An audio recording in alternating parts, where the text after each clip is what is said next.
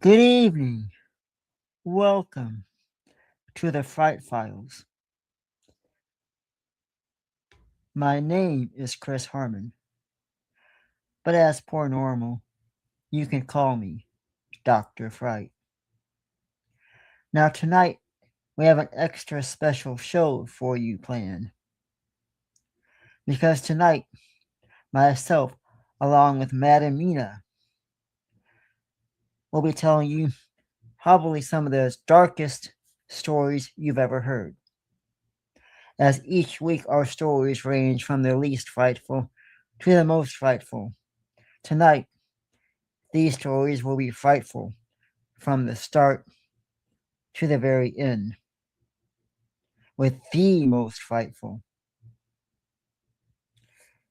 Before we begin, you must ask yourself that one all important question.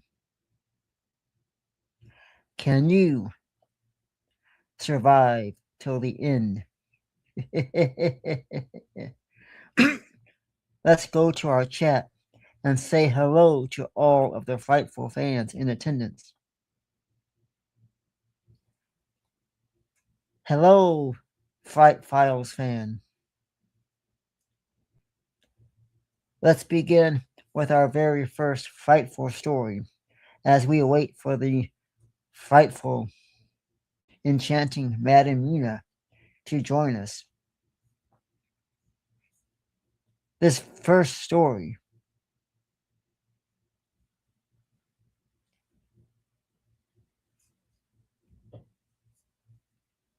I like to call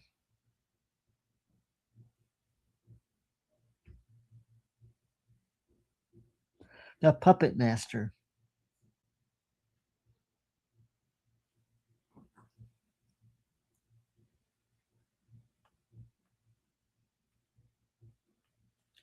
And as we begin this most frightful tale,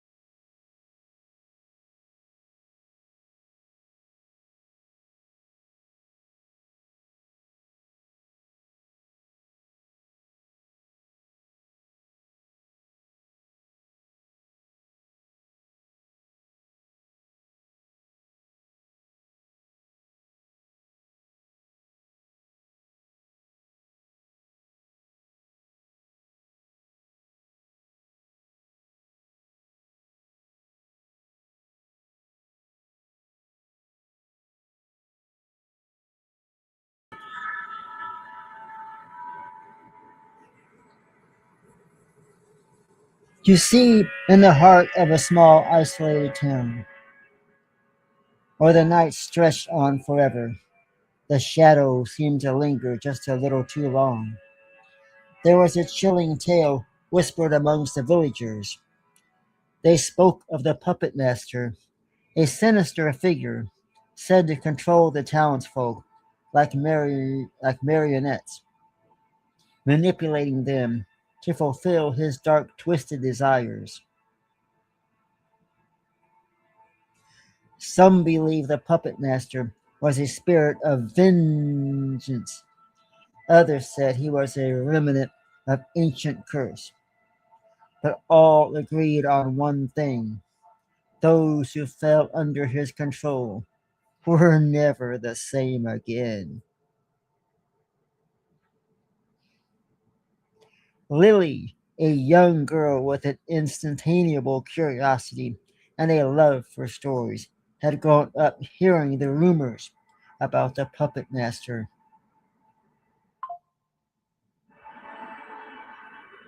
Like most children, she had dismissed the tales of nothing more than ghost stories meant to scare people.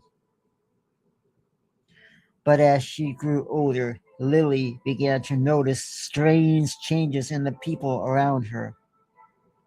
You see, it all started with suitable things, neighbors, who once smiled and waved became distant. their expressions vacant, their movements still and robotic. The peculiar behavior spread through the town like a silent plague. The baker who used to hum cheerful tunes as he kneaded the dough, now moved with jerky, unnatural motions. Yes, his hands twitching as if pulled by unseen strings. And the old lady who always sat at her porch knitting no longer spoke, her eyes glazed over, her fingers working the needles in a slow, methodical rhythm. It was as if the entire town had fallen under the spell, their free will stripped away by some malevolent force. One evening, one evening, as Lily walked home from school, she saw something that made her blood run cold. Standing beneath a flickering street lamp was a man. She recognized Mr. Turner, Mr. Turner, the town's postman. But something was terribly wrong. His eyes were wide and vacant, his mouth twisted in a sinister grin that didn't reach his eyes, and his hands moved in a strange, jerky motions.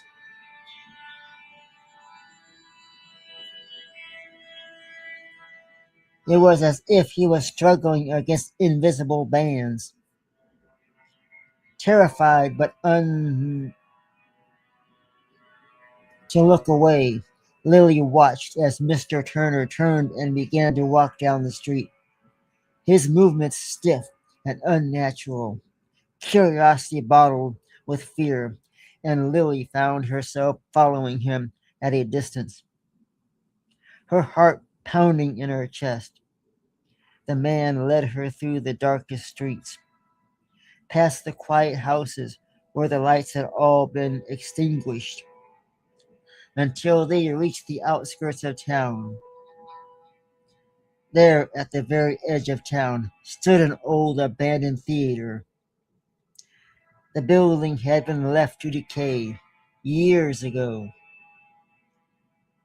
It once grand, now crumbling, overgrown with ivy.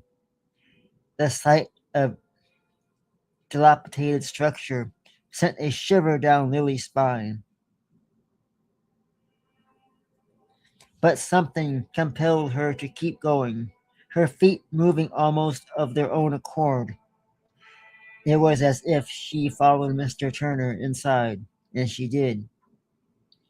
She followed him inside.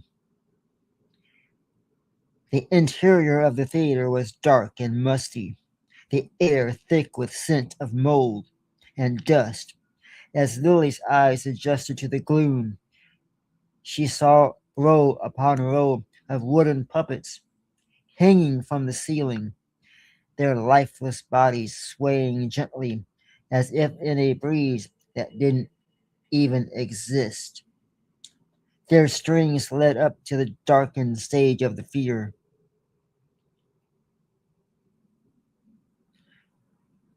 where the shadows seemed to deepen, obscuring whatever lurked within. Within where the room. Lily's breath caught in her throat as a figure emerged from the shadows, a tall, thin man with his face hidden beneath a hood. His fingers twitched and flexed as if manipulating invisible strings, and his and as he moved, the puppets above him began to twitch and jerk in response, their limbs moving in eerie synchronization with the puppet master's hands. To Lily's horror, Mr. Turner stepped onto the stage, his movements matching the puppet master's every command. It was as if He was no longer in control of his own body. Yes, his limbs moving against his will as he danced and twirled around at the puppet master's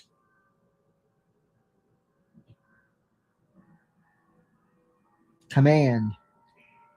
The sight of the once cheerful postman reduced to a lifeless marionette filled Lily with cold, paralyzing fear. The puppet master turned his head towards Lily, and thought she couldn't see his face. She felt the weight of his gaze settling upon her. His fingers twitched again suddenly. Lily felt a strange sensation wash over her, a tingling in her limbs, a tingling in her muscles, a tightening all over. She tried to move, to turn and run, but her body refused to obey.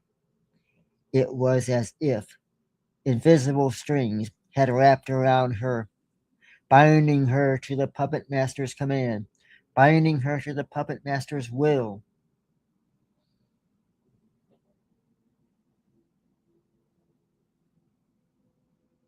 Lily's heart raced as she struggled against the force controlling her.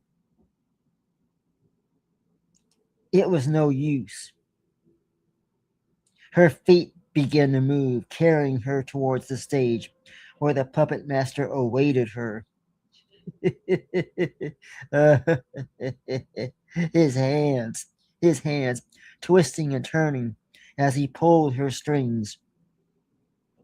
She wanted to scream, to cry out for help, but her voice was silenced, trapped inside the puppet master's face,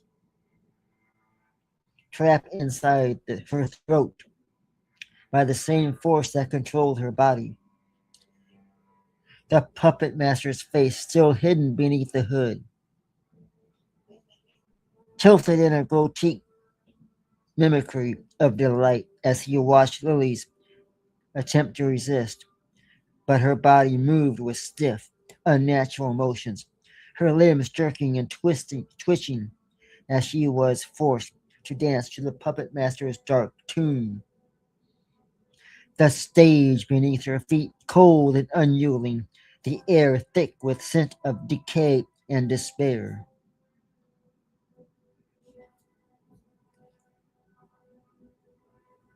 As Lily's movements became more frantic, the puppet master pulled her strings tighter, his control over her growing stronger with each passing moment. The last thing she saw before the darkness claimed her was the twisted, grinning face of the puppet master as he orchestrated her final dance, his hands moving with a terrible grace.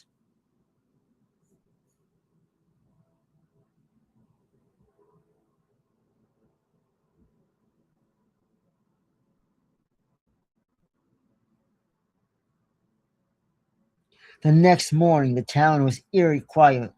The villagers went about their day with vacant expressions, their movements stiff and unnatural.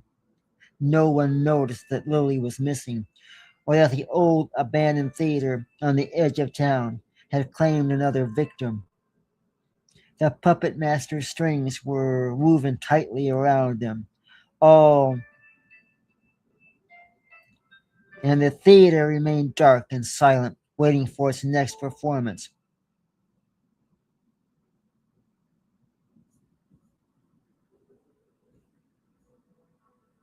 In the shadows, the puppet master's grin winded, and the puppets swayed gently into the darkness, their strings ready to be pulled.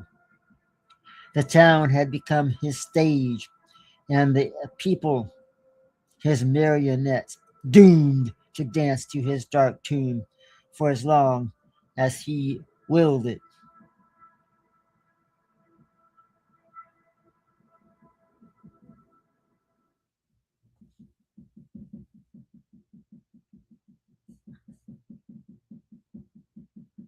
I hope you enjoyed that most frightful tale of the puppet master. Imagine walking onto the stage, and that could be you.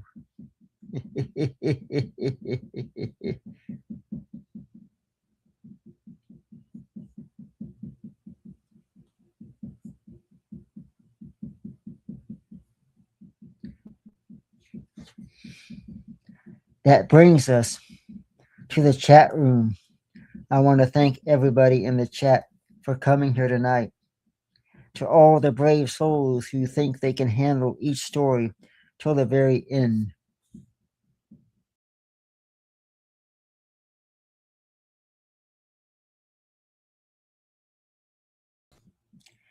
Let's begin our second tale of the evening. I call this the cold case. As you hear the words, try to figure out what is going on. As this story takes us on a frightful trip to nowhere really quick.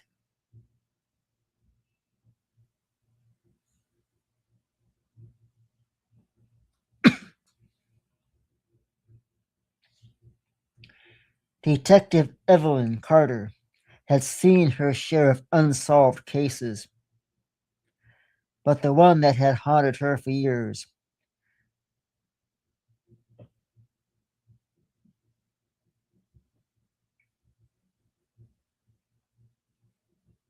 was the disappearance of a young girl.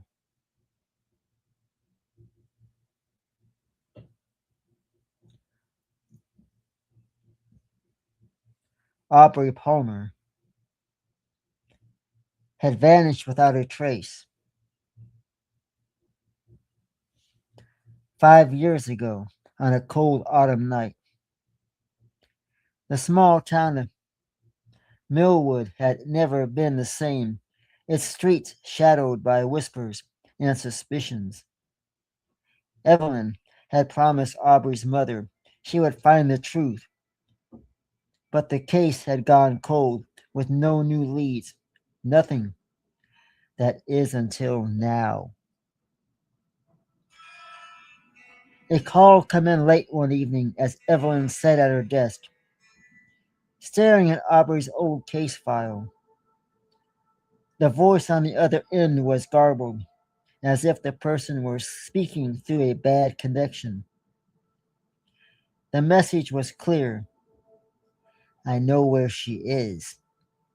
I know where she is. Meet me at the old mill at midnight.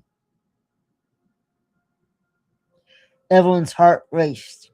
The old mill was abandoned and a crumbling relic of the town's industrial post. It was also notorious for its eerie atmosphere, with locals claiming to hear strange noises and see shadow figures around it at night. Evelyn wasn't one to believe in ghost stories. She was a detective, and she followed the evidence, no matter how strange, no matter how gross or dark. She had no idea what she was getting into. Then, as midnight approached, Evelyn drove to the mill, her mind buzzing with anticipation. The town was quiet. The streets were empty, as if the entire population was holding its breath. When she arrived at the mill, the fog was so dang thick, clinging to the ground like a shroud. The buildings loomed ahead, its windows dark and broken, the once poor structure now a skeletal reminder of a forgotten era. Evelyn parked her car and stepped out, the cold biting through her. She shone her flashlight towards the entrance and saw a faint light flickering inside, casting long, distant shadows on the walls. As she approached, The heavy wooden doors creaked open, revealing a narrow corridor that led deeper into the mill.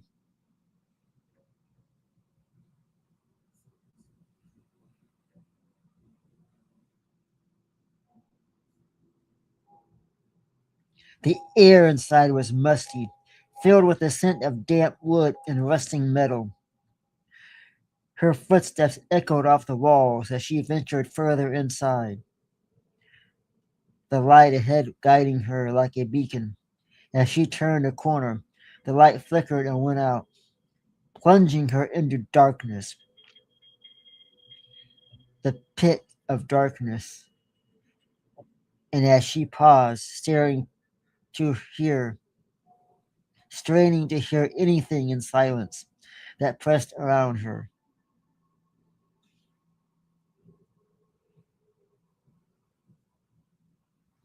a creak of wood behind her made her spin around.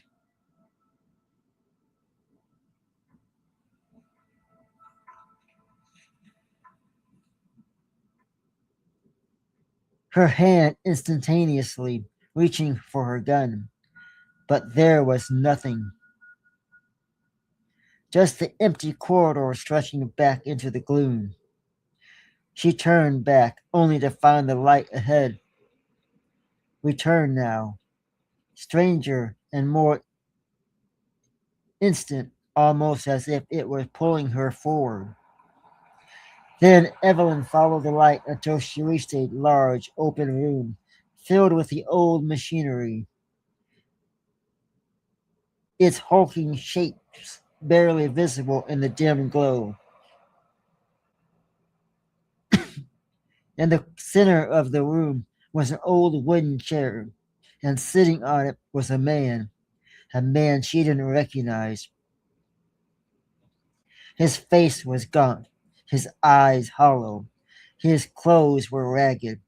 He had a small flickering lantern in one hand and the other hand resting on his lap. Who are you? Evelyn demanded, her voice firm despite the tension calling her. Who are you? She said again, this time sounding more demanding, the tension coiling in on her chest. Then, at that moment, the man looked up, his eyes locking onto hers. You don't remember me, do you, detective? His voice was hoarse, barely above a whisper. But you've been looking for me for a long time. Evelyn's mind raced, trying to place his face, but nothing come to her, nothing at all. I don't know you, she said, taking a cautious step forward, her hand still on her gun. But if you know where Aubrey is, you need tell me now. The man smiled, a cold, mirthless expression that sent a shiver down her spine.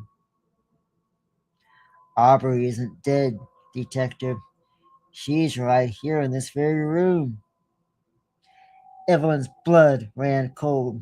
She scanned the room, her flashlight beam darting over the machinery, the walls, the floors. But there was nothing, no sign of Aubrey, or anyone else for that matter.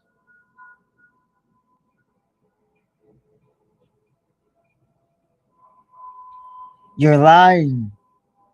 You're lying, she said, her voice hardening stronger and stronger. You're lying. Do you hear me? You're lying. If this is some kind of a sick joke, it's no joke. Do you hear me?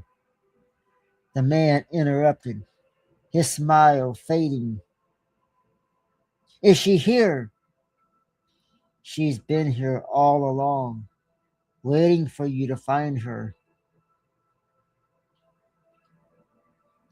Evelyn's heart pounded as she approached the man, her flashlight beam steady on his face. Where is she? Where is she? She demanded, her voice rising with this desperation. Where is she? The man didn't answer. Instead, he slowly raised his hand and pointed towards the corner of the room, where a large old trunk sat covered in dust and cobwebs.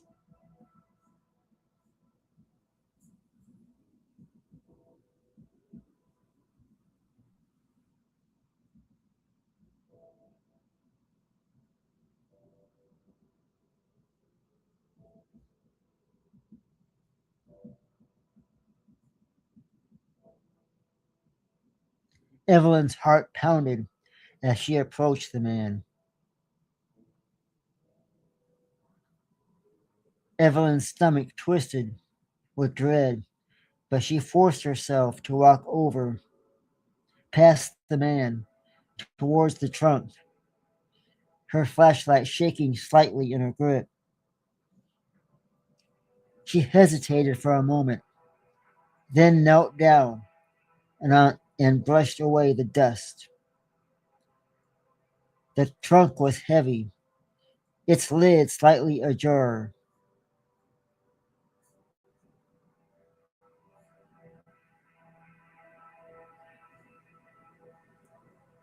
Evelyn took a deep breath, steeling herself, and then lifted the lid. Inside, she saw the remains of a body, long decomposed, its clothes tattered, discolored. A small silver locket lay among the bones, its chains broken. Evelyn's breath caught in her throat as she recognized the locket. It was the one Aubrey had worn the night she disappeared.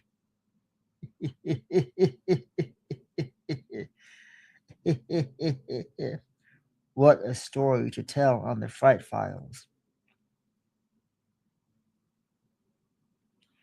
Evelyn stumbled back, her mind reeling. The man's voice echoed in the room, soft but eerie. I told you, Detective, Aubrey was here. I told you, Detective, that she was here. I told you. She turned back to the man, but the chair was empty. What the hell? He had vanished, leaving only flickering lanterns on the floor. The room seemed to close in on her. The voice, low and guttural, whispered in her ear. You should have left it alone, Detective. You should have left it alone. But now you will join her.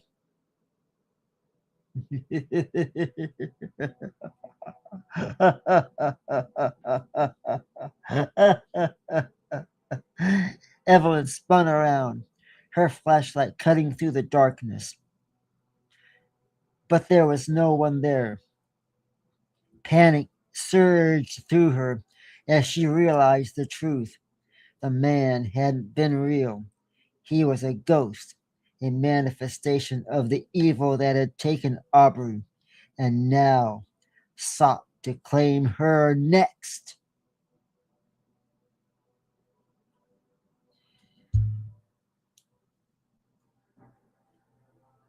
The walls seemed to close in,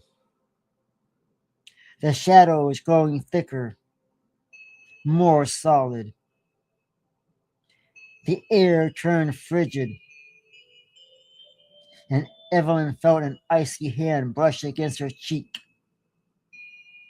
She bolted for it towards the door, her heart racing. The exit seemed impossible to find. The shadows followed her, whispering her name. Aubrey, Aubrey, Evelyn, Evelyn. mocking her, taunting her with Aubrey's name and her name.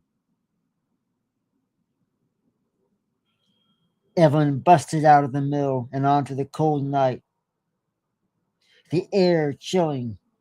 She could see her breath coming in ragged gasps.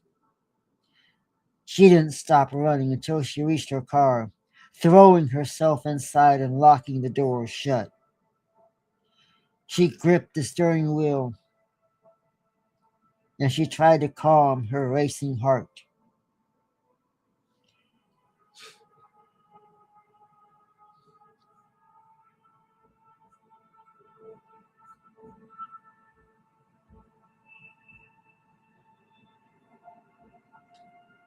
She forced herself to look back at the mill one time, half expecting to see the man standing in the doorway, grinning in the cold, empty smile. But the building was dark and silent, the only movement coming from the swaying trees in the wind.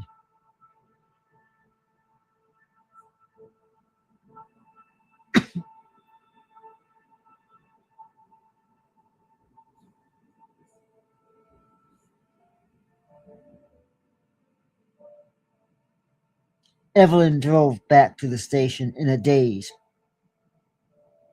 her mind replaying the night's events over and over. When she arrived, she found the precinct empty, the lights dimmed for the night.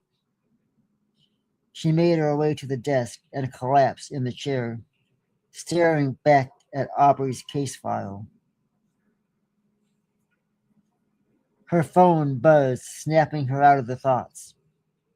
She glanced at the screen and saw a text from an unknown caller. The message was brief, but said, "Did you find what you were looking for?" Evelyn's blood ran cold. Her hands trembled as she typed out a reply. "Who is this?" A moment later, the reply came. "It's Aubrey." Evelyn's breath caught in her throat. Her hand hovered over the phone, unsure of what she saw or what to do. She wanted to believe it was a cruel joke, a prank by someone who knew about the case. But deep down, she knew the truth. She looked up and froze. Reflected in the dark window behind her, she saw Aubrey standing in the shadows, her face pale and hollow, her eyes fixed on Evelyn's with an intensity that made her blood run cold. Evelyn spun around, but there was no one there. The room was empty, silent, except for the sound of her own breathing. The phone buzzed again, and she slowly turned back to it, dread curling in her stomach.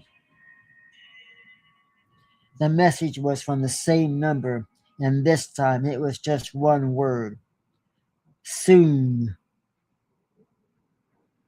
Soon. At that moment, Evelyn dropped the phone, her heart pounding in her chest. She felt a presence behind her, cold and malevolent, and the whisper started again, soft and intensely. Aubrey wasn't still out there, trapped between the worlds, and now she had found Evelyn. Aubrey was still out there trapped between worlds, and now she has found Evelyn. The case wasn't cold anymore. It was just beginning.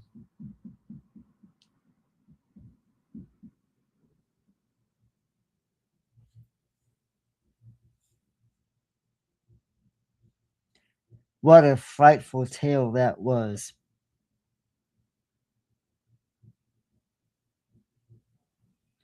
What a night to tell such frightful tales. And as we await Madam Mina,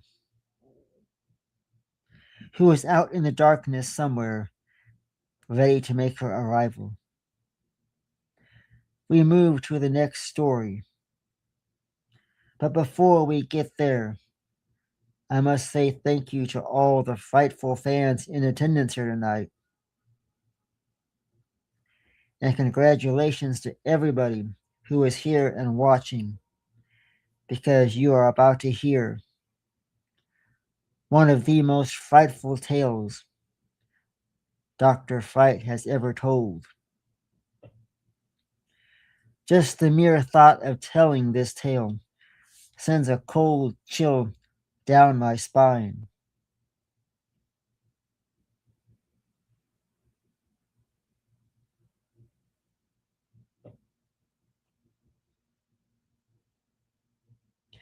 This is the tale of the faceless man.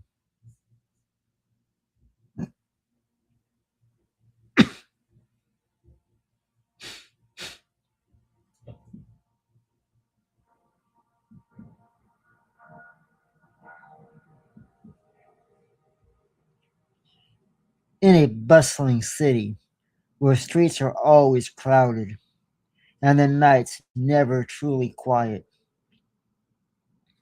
there is a chilling rumor that circulates among the locals.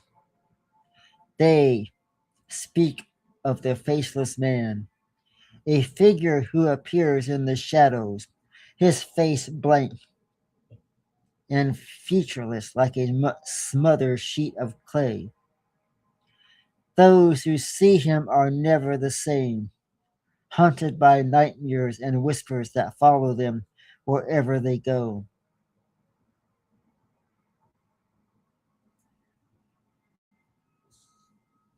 The faceless man doesn't kill his victims. He takes something more valuable. He takes their identity.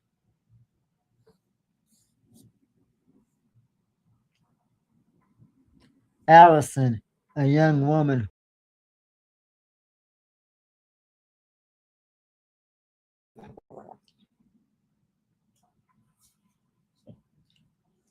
in a high stress job, hears the rumors but dismisses them as just urban legends.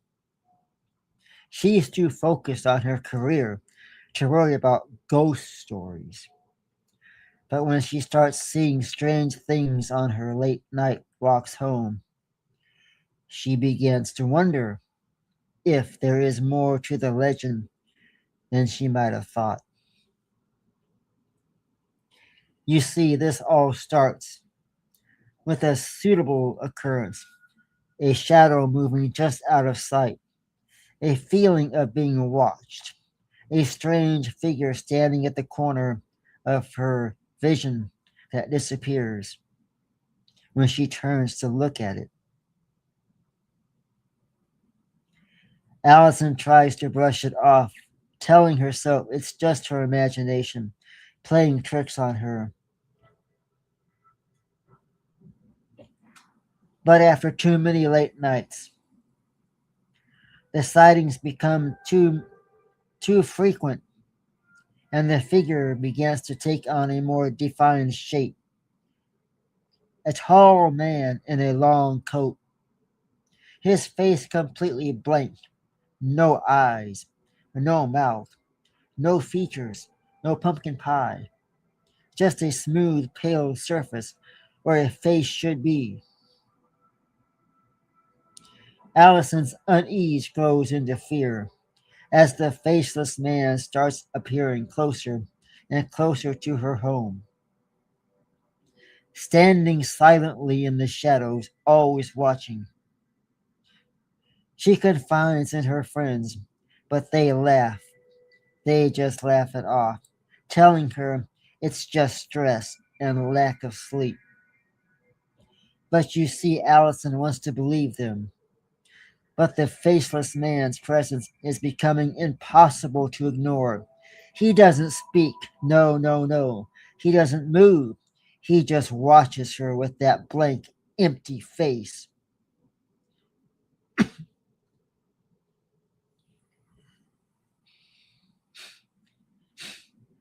One night, as Allison walks home from work, she feels the faceless man's presence more strongly than ever. The streets are unusually quiet, the usual city noise muted as if the world is holding its breath.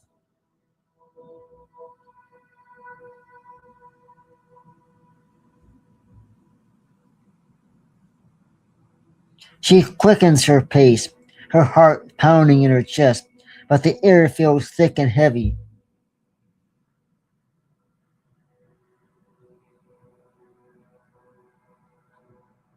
making it hard to move. She turns a corner and sees him standing directly in her path, blocking her way. His faceless head tilts slightly, as if he is considering her, and Allison feels a cold wave of terror wash over her. She tries to run, but her feet won't move. It's as if they are rooted to the spot, and the faceless man raises a hand, his fingers long and thin, and points directly at her.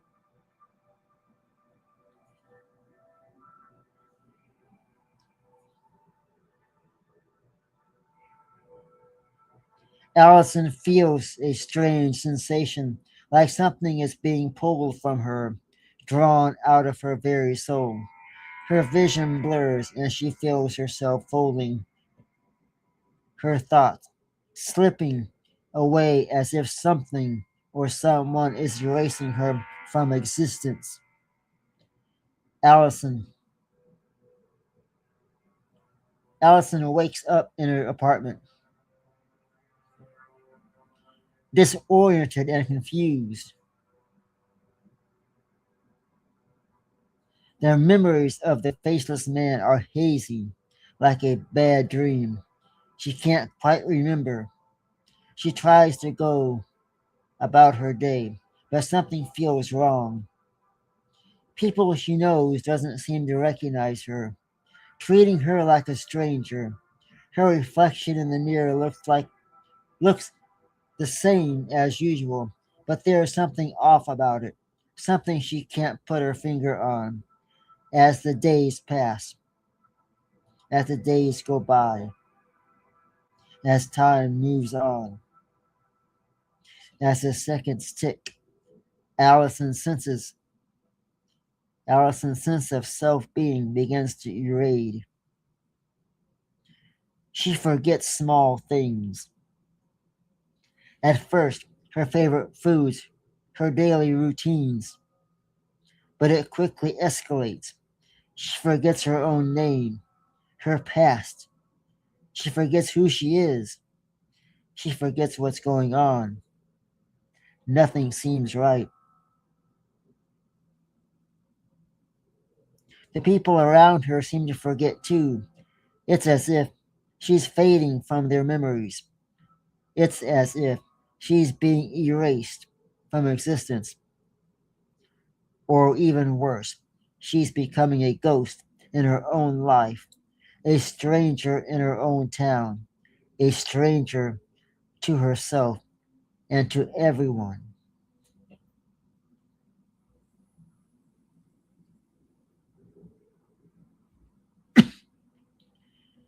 One night, as she's walking down that same street where she first encountered the faceless man, she sees him again, but this time he's not watching her. He's walking away, disappearing into the shadows. Allison feels a strange sense of resignation as she realizes that he didn't just steal her identity, he replaced it. She's becoming like him, a faceless feature, a faceless figure with no post, no past, no future, no life, just an empty existence.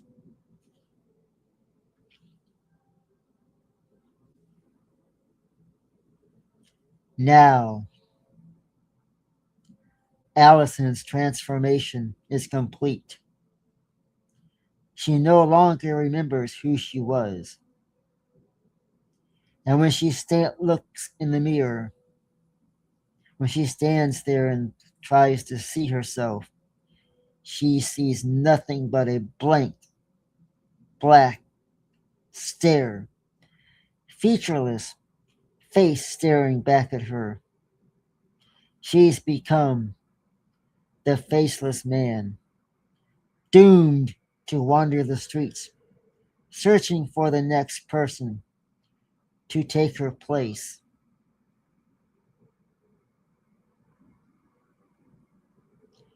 The city moves on, unaware that the faceless man has claimed another victim. The legend continues to circulate, a ghost story told in the hushed tones, but no one knows that the real horror isn't the faceless man himself. Worse,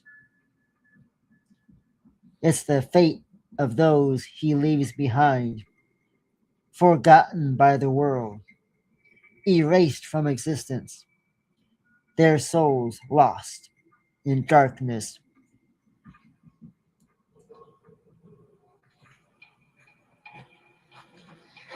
Forever.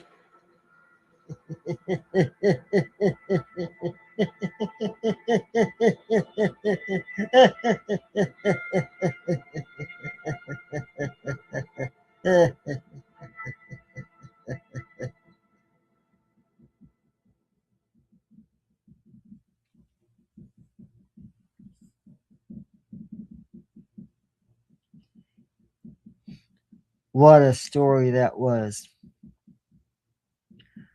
What a way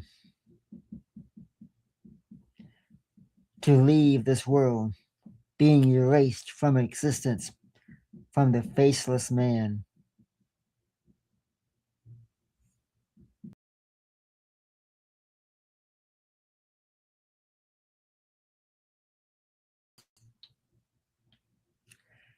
This night gets more scarier every second.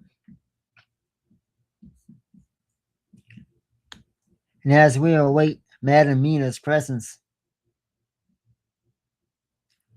I must wonder where she is at. Did Madam Mina get trapped in darkness? Did she see the faceless man? While we wait for Madam Mina, let's move on to our next tale. But first, I must warn you, the story you're about to hear goes far beyond the depths of reality. As you hear this tale, ask yourself, is it real? Or did all who are in this story make it up? Is this the story that brings chills and fright to every person who reads it? Because this is the story of the House of the Seven Veils.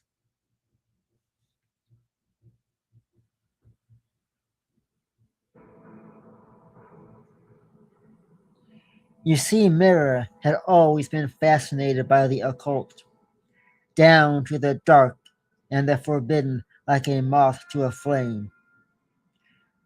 When she heard about the House of the Seven Veils, she knew she had to see it for herself.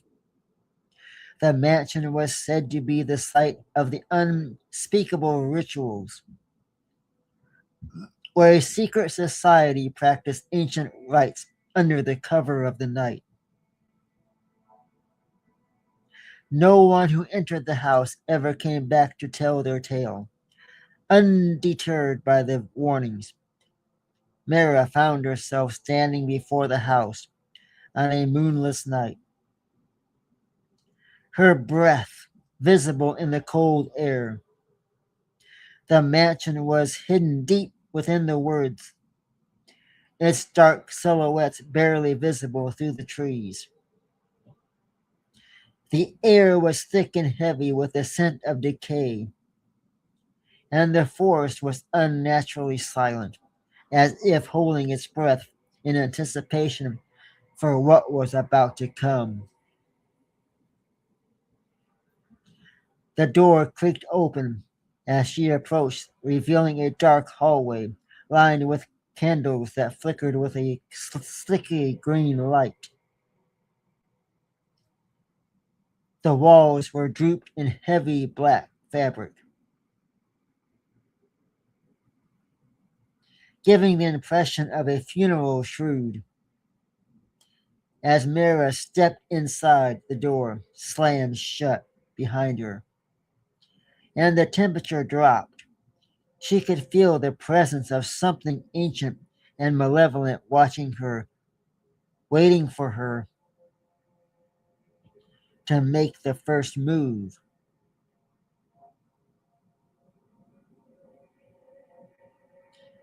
She walked down that long hallway, her footsteps echoing through the empty house. The walls seemed to close in around her, the fabric whispering as she passed. She reached the end of the hallway and found herself in a circular room with 7 doors, each one draped in a different colored veil. A tall, hooded figure stood in the center of the room, its face hidden in shadow. And then it spoke. Welcome.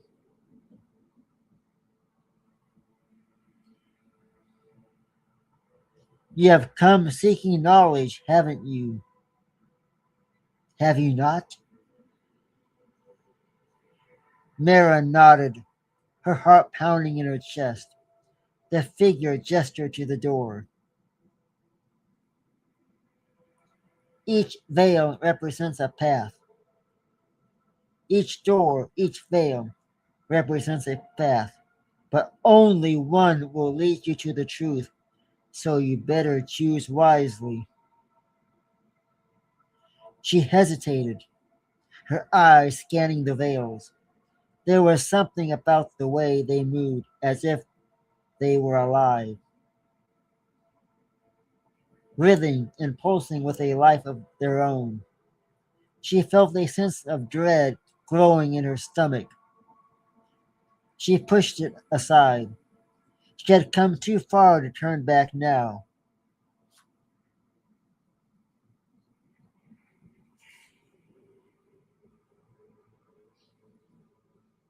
She reached out and pulled out. She reached and pulled aside the veil closer to her, revealing a doorway that led into the darkness. The hooded figure stepped back, its laughter echoing through the room as Mira stepped through the doorway, her fear mooring with each step. She found herself in a long, narrow corridor that seemed to stretch on forever. The walls were lined with mirrors, each one reflecting a distorted version of herself.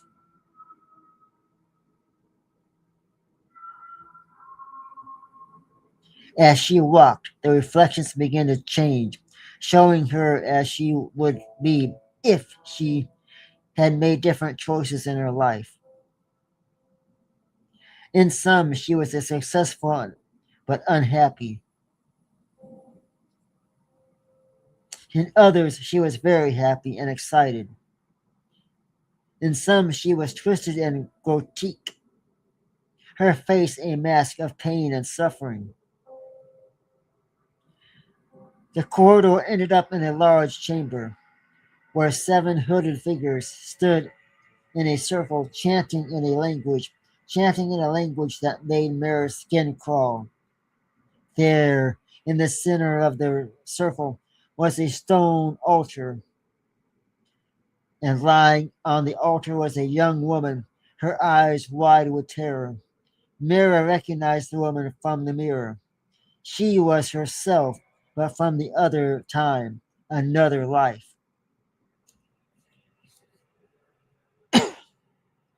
The figures turned to Mira, their chanting growing louder, more instant. She tried to back away, but the door behind her had disappeared, leaving her trapped in the chamber, trapped forever. The hooded figure advanced on her, their hands reaching out to grab her, to drag her to the altar. She screamed, Mira screamed, but her voice swallowed by the darkness. She felt herself being lifted off the ground, her body laid out on the cold stone. The chanting reached a fever pitch, and Mira realized with horror that she was about to be sacrificed. Her soul was offered up to whatever dark the cult whispered. It's just it's just as the knife described. The chamber exploded with light.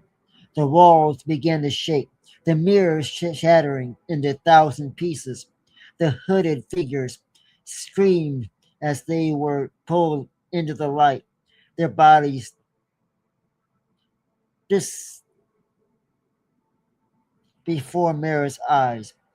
Their bodies disappeared before her eyes, and she felt herself being lifted up and carried away from the chamber, from the house.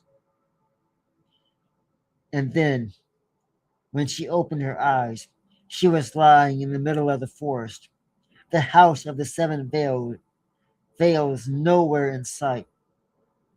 The air was still, the night silent. She looked down at her hands, expecting to see blood, but they were clean. She had been spared, but at what cost? Mara stood up, her mind racing.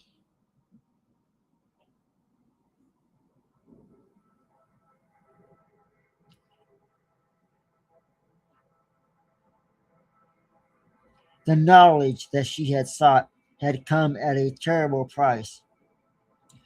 The truth was more horrifying than she could have ever imagined. She knew now that the house was real, that the rituals were real, and she knew that the cult was still out there, waiting for the next soul, foolish enough to seek them out. As she made her way back to the village, Mira vowed to never speak of what had happened, to bury the memory deep within her. But the darkness she had encountered would never leave her alone. It would follow her for the rest of her life, for the rest of her days, a constant reminder of the horrors that lay hidden in the shadows, waiting to consume all those who dare to seek the truth.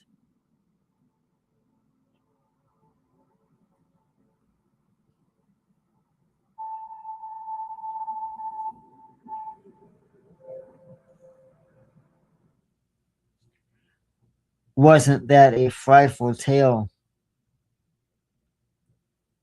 Wasn't that an unforgettable story to remember? What do you think? Is it real? I want to thank everybody who are in the chat room and everybody watching all over the world. Thank you for enjoying another frightful tale of stories, another wonderful evening of the Fright Files. And if you're not too scared and you're still here, come back next week and join me and Madam Mina as we bring more frightful tales to you. Madam Mina could not get out of the depths of hell to be here with us tonight. She will be back next week with some scary stories, sure to fright, sure to knock the socks off of everybody who listens. And remember to like and subscribe so you will know when Dr. Fright and Madam Mina go live. With that being said, I must turn to the dark side and join Madam Mina in the resting place. Thank you to everybody in the chat and everybody around the world. Thank you for watching the Fright Files. Thank you for another scary night of tales and chills. Until next time, next week, stay frightened.